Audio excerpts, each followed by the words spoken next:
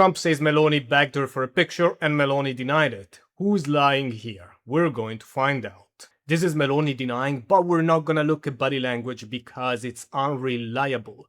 Even the experts at spotting deception cues are pretty much 50-50. There are even studies showing that when people take courses on spotting deception, they get worse. Imagine that. You take a course on spotting deception and you get even worse.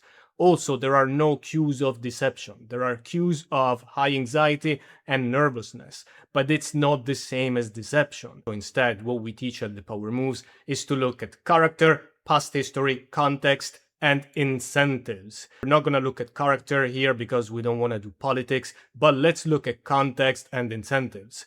In this case, Meloni has no incentive to beg Trump for a picture because in Europe, politically, a picture with Trump may as well be a liability these days. As for context, begging is low power and submissive, and she tends to be a high power, proud, and power aware woman. So I don't see it as realistic for her to beg for a picture. In general, in the past, Trump has also said a few times that people begged him for certain favors, so there may be a tendency to brag. So in this case, I don't see the logic for Meloni to beg Trump for a picture. First of all, because there is nothing in it for her, and there may even be a loss. Second, because it doesn't fit the power dynamics. In this case, I will go with Meloni, and not because she's necessarily a better person or politician, but by logic, it makes no sense for her to behave as a beggar for a picture. In general, I will also advise people to look less at behavioral cues and more at the context, the incentives, and the power dynamics.